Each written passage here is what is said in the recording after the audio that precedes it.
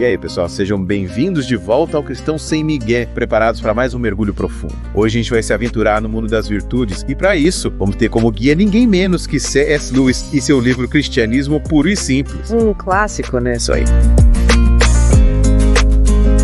Quem quiser acompanhar a leitura, o link para comprar o livro está no primeiro comentário, beleza? E pode ficar tranquilo que você não paga nada mais por isso. A gente só quer facilitar a vida de vocês. É isso aí. Bom, vamos lá. A gente vai mergulhar no capítulo 2 do livro 3, que fala sobre as virtudes cardeais. Olha, já posso adiantar que esse capítulo é um daqueles que a gente termina de ler e fica com a cabeça borbulhando, sabe? Verdade. Porque ele mexe com a gente de um jeito, né? Tipo, ele nos desafia a sermos pessoas melhores, a vivermos de forma mais íntegra. E o legal é que o Lewis vai direto ao ponto, sem enrolação. Ele apresenta essas virtudes de um jeito simples, prático, que faz a gente pensar, poxa, isso faz todo sentido. E ele já começa com um aviso importante logo de cara, né? Ele deixa claro que essas virtudes não são só para cristãos, não. É verdade. Ele fala que elas são reconhecidas por todo mundo, até por quem não acredita em Deus. Exatamente. São virtudes humanas que fazem parte da nossa natureza, sabe? Tipo pilares que sustentam a gente, que nos ajudam a viver em sociedade, a construir relações saudáveis. Faz sentido. E por isso elas são chamadas de cardeais. Cardeais. A palavra em latim cardo significa dobradiças, ou seja, elas são a base, o ponto de partida para uma vida virtuosa. Gostei dessa. Tipo, das dobradiças que sustentam a porta da nossa conduta, né? Isso aí. E aí ele começa falando da prudência, né? É uma palavra que para muita gente pode parecer meio careta, sem graça, né? É, tipo, anda pisando em ovos, é muito cauteloso. Mas, na verdade, a prudência vai muito além disso.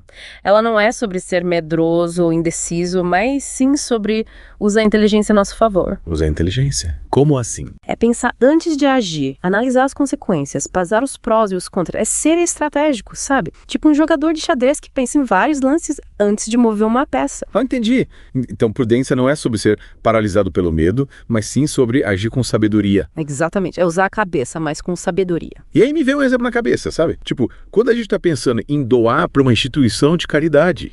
Interessante. A prudência nos leva a pesquisar antes, ver se a organização é séria, se o dinheiro vai ser bem usado, né? Faz todo sentido. A gente não quer ser enganado, nem quer que a nossa boa intenção acabe ajudando a financiar algo errado. Perfeito. E essa é uma pegada importante que o Lewis dá, né? Ele fala que ser cristão não significa abrir mão da inteligência. Muito pelo contrário. Deus nos deu um cérebro para ser usado e ele espera que a gente use ele com sabedoria. É tipo, a gente precisa ser esperto, mas para fazer o bem, né? Isso aí. E essa parte me fez lembrar daquela frase de Jesus: sejam prudentes como as serpentes e simples como as pombas. Nossa, que frase poderosa. Né? Tipo, a gente precisa ser esperto, saber se defender, mas sem perder a pureza de coração, a bondade. Exatamente. Ter prudência não é ser manipulador ou espertinho, mas sim ser sábio, discernir o certo do errado, tomar decisões inteligentes que nos levem para o caminho certo. E aí já emendamos com a segunda virtude, a temperança. Opa, essa é interessante. E aí, o que te vem à cabeça quando você ouve essa palavra? Pra ser sincera, a primeira coisa que me vem à cabeça é moderação, né? Tipo, evitar excessos, principalmente com comida e bebida. Essa é a visão mais comum hoje em dia, né? Mas a temperança, no sentido clássico, vai muito além disso. Sério. Ela se aplica a todos os prazeres, a todas as áreas da vida. É sobre ter equilíbrio, encontrar o ponto certo, não se deixar dominar pelos desejos. Tipo, qualquer coisa pode virar um vício se a gente não tiver cuidado, né? Exato. Desde comida e bebida até trabalho, jogos, redes sociais, compras. Até o amor por um hobby pode sair do controle. Nossa, é verdade. Lembro de um amigo que era apaixonado por motos. Ele vivia pra isso, gastava todo o dinheiro que tinha, se endividou, negligenciava a família, tudo por causa das motos. Caramba! No começo parecia só um hobby, mas acabou virando uma obsessão, sabe? E aí, a temperança entra justamente para evitar esse tipo de situação, né? Para nos ajudar a ter uma relação saudável com os prazeres, aproveitar as coisas boas da vida sem nos tornarmos escravos delas. É como se eu dissesse, olha, você pode curtir esse hobby, mas sem deixar que ele domine a sua vida. Mantenha o equilíbrio, lembre das suas prioridades. Perfeito. E você já passou por alguma situação em que a falta de temperança te prejudicou? Acho que todo mundo já passou por isso em algum momento da vida, né? Verdade. E é por isso que a temperança é tão importante. Ela nos liberta para viver de forma mais plena, sem sermos controlados por vontades descontroladas. E já que estamos falando de viver de forma justa e equilibrada, chegamos à terceira virtude. A justiça. Justiça. É uma palavra poderosa, né? O que te remete quando você ouve essa palavra? Olha, logo me vem à mente a imagem de tribunais, leis, julgamentos. Mas a justiça que o Lewis traz vai muito além disso. Ela mergulha no nosso dia a dia, né? Nas nossas relações, nas pequenas atitudes. Exatamente. Quando a gente fala de justiça, a gente está falando de agir com retidão, honestidade, respeito. Fazer aos outros o que gostaria que fizessem com você. É, isso aí. Essa frase resume bem a essência da justiça. É sobre ser justo com o próximo, mesmo quando ninguém está olhando. É cumprir nossas promessas, ser transparente nos negócios, defender quem está sendo injustiçado. Sabe, outro dia vi uma cena que me fez pensar muito sobre justiça. Uma pessoa idosa deixou cair a carteira na rua e um jovem, em vez de se aproveitar da situação, correu atrás dela para devolver. Que legal. Aquilo me tocou, sabe? Um ato simples, mas cheio de significado. É isso aí. A justiça se manifesta em pequenos, grandes gestos. E o Lewis destaca que ela não é um conjunto de regras frias, mas um compromisso com o bem comum, com a verdade, com a dignidade humana. E aí a gente chega na última virtude, a fortaleza. Confesso que no começo eu associava a fortaleza só à força física, a coragem de um soldado em batalha, por exemplo. Mas lendo o Lewis, ampliei a minha visão, né? Fortaleza é muito mais do que músculos, né? É sobre ter garra, força interior, né? Exatamente. É a força interior que nos permite enfrentar os desafios da vida, as dores, as perdas, as frustrações. É a capacidade de resistir à tentação, de perseverar nos momentos difíceis. E a gente pode encontrar fortaleza em diversos contextos, né? Com certeza. Um atleta que se supera a cada prova, um paciente que luta contra uma doença grave, uma mãe que cria seus filhos sozinha com amor e dedicação. Sem dúvida. A fortaleza se manifesta em diferentes formas, mas a essência é a mesma. A capacidade de resistir, de superar, de não se entregar diante das adversidades. E essa força, para Lewis, vem de Deus, né? É a graça divina que nos sustenta nos momentos de fragilidade. E sabe o que é mais legal? O Lewis destaca que todas essas virtudes, prudência, temperança, justiça, fortaleza, não são compartimentos separados. É verdade. Elas se complementam, trabalham juntas, é tipo uma equipe, sabe? Cada uma com sua função, mas com um objetivo comum, nos levar para uma vida mais plena, mais feliz. É como se elas formassem uma rede de proteção que nos guia, nos fortalece, nos impulsiona para o bem. Gostei dessa. Uma rede de proteção. E como a gente faz para fortalecer essa rede para mais dessas virtudes em nossas vidas? Boa pergunta. O Lewis usa a analogia de um atleta que treina constantemente para fortalecer os músculos, lembra? Sim, lembro. Então as virtudes são como músculos da alma que precisam ser exercitados para se desenvolverem. Aí é que entra a malhação espiritual, né? Mas como a gente malha a alma? Qual o treino para desenvolver essa virtude? O treino é a vida em si. É a cada dia, nas pequenas e grandes decisões, que temos a oportunidade de colocar as virtudes em prática. Interessante. Por exemplo, se você quer ser mais prudente, pratique o hábito de refletir antes de agir, de avaliar as consequências. Se quer ser mais temperante, defina limites para si mesmo, evite os excessos. Se quer ser mais justo, busque ser honesto em todas as suas relações. Trate as pessoas com respeito, defenda o que é certo. Se quer ser mais forte, encare os desafios de frente, não desista diante das dificuldades, peça a Deus a força que você precisa. Entendi. É como se fosse um processo constante de autoaperfeiçoamento, né? Um upgrade da alma. Exatamente. E esse upgrade não se faz da noite pro dia. É um caminho, uma jornada de crescimento. E o legal é que a gente não tá sozinho nessa jornada. Deus tá conosco o tempo todo, nos dando a força, a graça, a direção. Seu próprio trainer espiritual, né? Isso aí. Que nos incentiva, nos corrige, nos ajuda a alcançar nosso potencial máximo. E sabe o que mais me chamou a atenção no Lewis? Ele faz uma distinção entre simplesmente realizar ações virtuosas e ser uma pessoa virtuosa. Verdade, essa parte é fundamental. Ele usa a analogia do jogador de tênis, lembra? Um jogador mediano pode até fazer um ponto espetacular de vez em quando, mas o que o torna um bom jogador é a prática constante, o domínio da técnica. É a mesma coisa com as virtudes. Então não adianta só acertar na loteria da virtude de vez em quando, né? Fazer uma boa ação aqui, outra ali, mas no fundo continuar sendo a mesma pessoa egoísta, descontrolada e injusta. É isso aí. O que importa é a transformação interior, a mudança de dentro para fora, é cultivar as virtudes no coração, torná-las parte do nosso ser, da nossa essência. E essa mudança interior, essa essência virtuosa, é o que realmente importa para Deus, né? Mais do que as aparências, as ações isoladas. Com certeza. Deus vê o nosso coração. Ele quer que a gente seja, de fato, pessoas boas e não apenas que a gente finja ser. E essa bondade autêntica é o que nos prepara para a felicidade eterna, para a vida em plenitude com Deus. Mas, e aí, o que você acha? Nossa, quanta coisa pra gente refletir, né? Acho que esse é um bom ponto pra gente parar por hoje, né? Verdade. Já demos bastante alimento para a alma por hoje. E na próxima parte a gente continua essa conversa, se aprofundando na questão da formação do caráter, da transformação interior que as virtudes operam em nós. Combinado. Então até a próxima. Até. E aí, pessoal, de volta para nossa conversa sobre as virtudes cardeais com o C.S. Lewis. Isso aí, mergulhando mais fundo nesse tema que é cura maromba espiritual. A gente parou naquela parte que ele fala da diferença entre simplesmente realizar ações virtuosas e ser de fato uma pessoa virtuosa.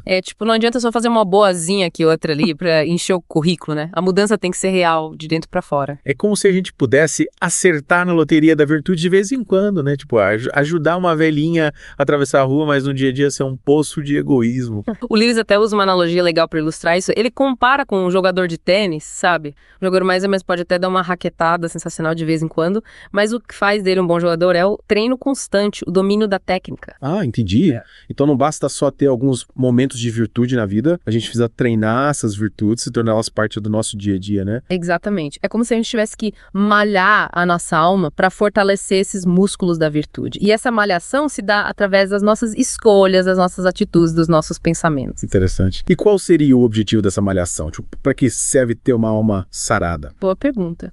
O Lewis diria que o objetivo é moldar o nosso caráter, transformar a nossa essência, nos tornar pessoas melhores, mais parecidas com Cristo. Ele usa o termo formação do caráter para enfatizar que é um processo, né? Um processo que exige tempo, paciência, disciplina. Isso aí. E humildade também. Humildade. Porque a humildade seria tão importante nesse processo. Porque a humildade nos ajuda a reconhecer que a gente não é autossuficiente, que a gente precisa da graça de Deus para nos transformar. Sem humildade, a gente fica se achando, né? Tipo, eu consigo sozinho, eu sou bom bastante. E aí a gente fecha as portas para a ação de Deus em nós. Entendi? É como se a humildade fosse o adubo que fertiliza o solo da nossa alma, permitindo que as sementes das virtudes cresçam. Perfeito? É isso aí. E aí, à medida que a gente vai se exercitando nas virtudes, a gente vai se tornando mais parecido com Cristo, né? É como se a gente fosse esculpindo nossa alma, né? Dando forma a ela, moldando ela à imagem de Cristo. É uma bela imagem.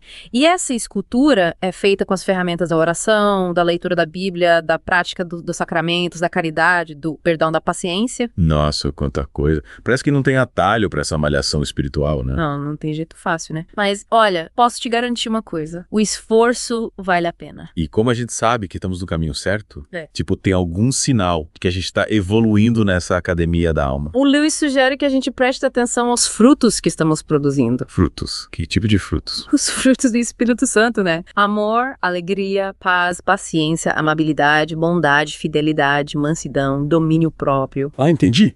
É tipo, se a gente está cultivando esses frutos, é sinal de que a gente está no caminho certo, né? Exatamente. E se a gente está produzindo frutos de egoísmo, orgulho, raiva, inveja, é sinal de que a gente precisa rever o nosso treino, né? É como Jesus disse, toda árvore boa produz bons frutos, mas a árvore má produz frutos maus. Pelos seus frutos vocês as reconhecerão. Perfeito. A gente é o que a gente produz, né? E a beleza dessa jornada é que a gente pode sempre escolher plantar novas sementes, né? A gente pode mudar o rumo da nossa vida, se aproximar de Deus e pedir a sua ajuda para nos transformar. E essa transformação, essa malhação espiritual não precisa ser feita com tristeza, com rigidez, né? A gente pode viver essa jornada com alegria, com entusiasmo, com a certeza de que estamos no caminho certo. Concordo. As virtudes não são um fardo, um peso que a gente carrega. São um presente, um caminho de libertação que nos conduz para a plenitude da vida, para a felicidade autêntica. E essa felicidade autêntica só encontramos em Deus, né? Sem dúvida. Em Deus a gente encontra a força, a graça, a direção, o amor que a gente precisa para trilhar essa jornada. E essas jornadas não precisam ser feitas sozinho, né? A gente tem a comunidade, os amigos, a família, a igreja, para nos apoiar, nos encorajar, nos ajudar a levantar quando a gente cai. Verdade. A gente precisa um do outro, né? Ninguém consegue chegar ao topo da montanha sozinho. A gente precisa de companhia, de apoio, de incentivo. É tipo, a gente se fortalece mutuamente, né? Compartilhando as nossas lutas, nossas vitórias, nossas experiências e juntos a gente vai construindo um mundo mais justo, mais fraterno, mais cheio de amor. É isso aí. Vamos juntos nessa jornada, buscando a Deus, praticando as virtudes, construindo o céu aqui na Terra. E aí, pessoal?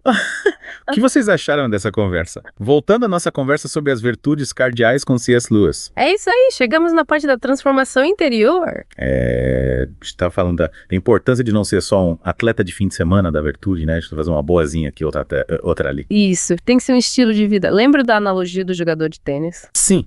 Um jogador mediano pode até mandar bem num lance ou outro, mas o que faz dele um craque é a prática constante. Exatamente. As virtudes são como músculos da alma que precisam ser exercitados para ficarem fortes. É a tal da malhação espiritual. E qual o objetivo dessa malhação? Em ter uma alma trincada. Boa pergunta. O Lewis diria que é moldar o nosso caráter, nos tornar pessoas melhores, mais parecidas com Cristo. É um processo, né? Tipo, obra em andamento. É isso aí.